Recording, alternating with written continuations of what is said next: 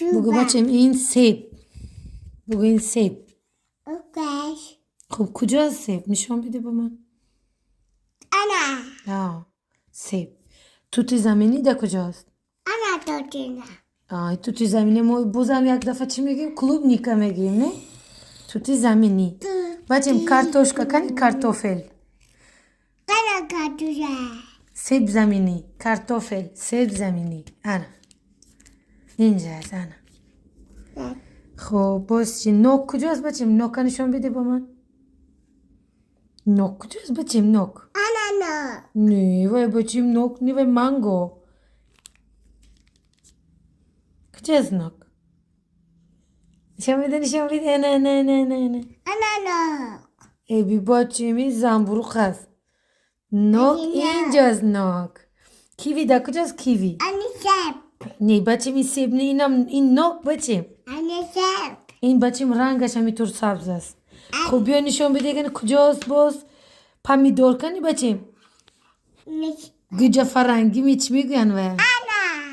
نیک آنا که بچم اینجاست. انی. بچم تربوز در کجاست؟ تابونیش. یوب کب.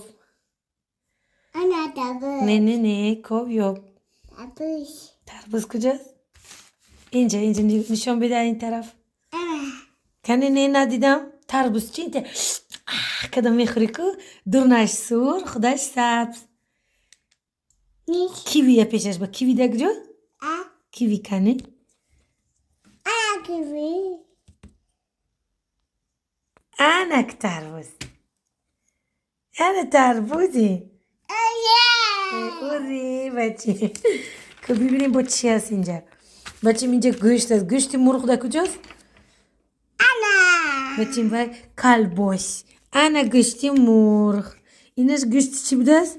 ریندش انی گوشت گاوی. انی گوش ستاره پینکو وایو. ستاره می بچه خدا جنم. توینکل توینکل ستاره می. بچه نشان تکنه اینجا وای در کجاست؟ نامش چی بوده؟ پنیر نشان میدی پنیر کجاست؟ نشان بدیم اینجا پنیر روی قدر زیاد است.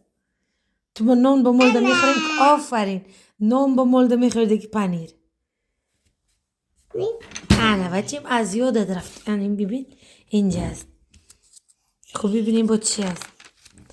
انا شیرینی یاده کجاست بچیم؟ شیرینی بسیار زیاد شیرینی. آنا شیرینی پایده کن. بچیم این شیرینی با چی رسمش هست اینجا؟ چی هست این؟ خرگوش. آفرین خرگوش هست بچه کم.